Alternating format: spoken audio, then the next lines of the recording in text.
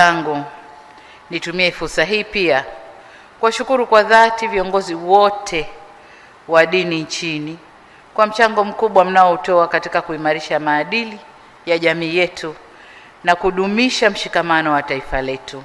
Na hapa ndio unakuja mnasaba wa kauli mbiu ya shughuli yetu hii, kwamba tunapojenga maadili mema basi tunajenga jamii iliyo bora. Viongozi wa dini mmekuwa sauti ya matumaini na mwongozo bora kwa waumini katika nyakati za changamoto za kijamii na kimaadili, kwa kuwafariji waliokata tamaa, kuwatia moyo walio katika dhiki na kuwaongoza watu katika njia ya uadilifu, uvumilivu, kumcha Mungu na kwenye uongofu. Ni ukweli usiofichika kwamba dini inapojenga maadili mema ya jamii, taifa hujenga msingi wa amani na maendeleo yake. Bila hapo, kama hakuna maadili, tukiendelea kuyaachia yale aliyosema Mufti ya kutukanana kwenye social media huko, kwenye mitandao, ya kutengeneza AI zinazokashifu viongozi aidha wa serikali au wa dini, watoto wetu wadogo wakiyaona yale wanajifunza, wanayafata, hatutakuwa salama na nchi haitatulia, maendeleo hayatakuwepo sababu kutakuwa kuna vurugu. Hivyo niwaombe viongozi wetu wa dini na madhehebu mbalimbali kuendelea na jukumu hili muhimu la kuwajenga wananchi kiimani na kimaadili kama tulivyoelekezwa na vitabu vyetu, ili tuwe na taifa lenye amani, mshikamano, utulivu na ustahimilivu kwa manufaa ya kizazi cha sasa na kizazi kijacho. Ndugu zangu, katika nyakati hizi ambapo tunashuhudia migogoro na mivutano katika maeneo mbalimbali duniani, nchi yetu imeendelea kubaki salama na yenye amani. Hata hivyo, ni muhimu tukatambua kwamba si kila mtu anatamani kutuona katika hali ya amani, umoja na utulivu.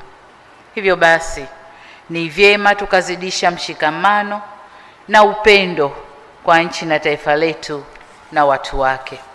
Tuendelee na sifa yetu ya Tanzania ya amani. Ndugu zangu wa Tanzania, nataka niwahakikishie kwa serikali yetu itaendelea kutimiza wajibu wake wa kikatiba wa kulinda uhuru wa kila Mtanzania kuabudu kulingana na imani yake.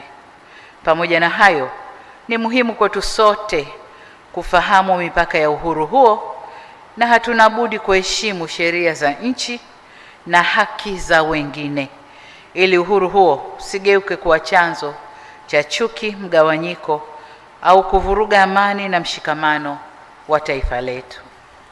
Ndugu zangu, napoelekea kuhitimisha, nataka ninasibishe hotuba yangu hii na ile ya BAKWATA iliyosomwa na Sheikh Mruma, lakini pia maneno ya Mufti wakati akizungumza nasi.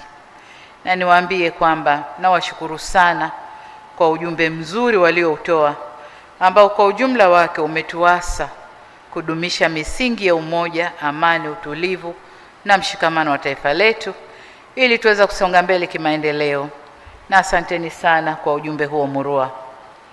Aidha, nikupongeze Mufti na Sheikh Mkuu na BAKWATA kwa ujumla kwa uamuzi na mwelekeo wa kutaka kuimarisha huduma za afya nchini kwa kuendeleza ujenzi wa vituo vya afya katika kila mkoa na baadhi ya wilaya, pamoja na mkakati wenu wa kujenga hospitali kubwa yenye hadhi ya rufaa hapa Dar es Salaam.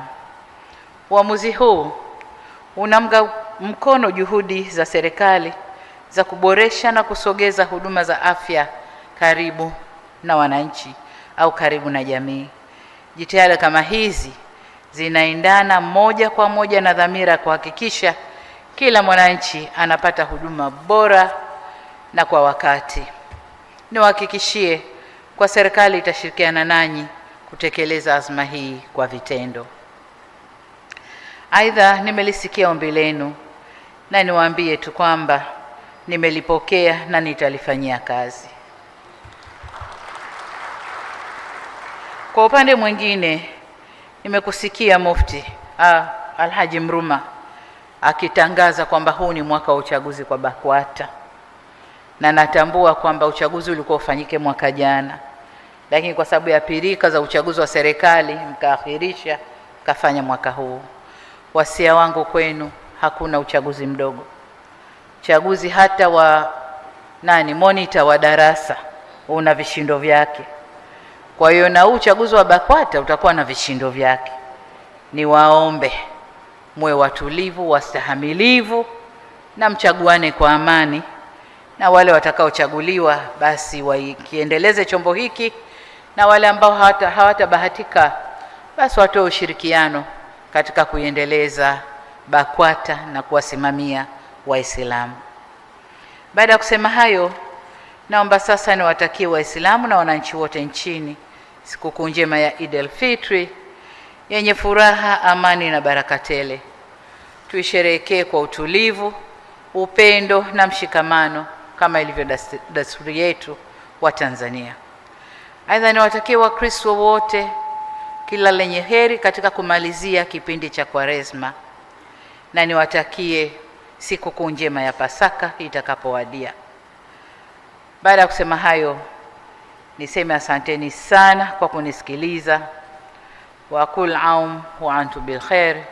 Assalamu alaykum wa rahmatullahi wa barakatuh. Wa alaykumus salam wa rahmatullahi wa barakatuh. Tunakushukuru sana mama kwa hotuba nzuri, na ikikuridhia kama tulivyoanza kwa dua, basi tumuombe Sheikh Hassan dua kwa ufupi ili jambo letu likamilike tukiwa bado tumegubikwa na rehema ya Mungu. Tunakuomba dua ya kufunga Sheikh Hassan Saidi Chizenga. Shukran.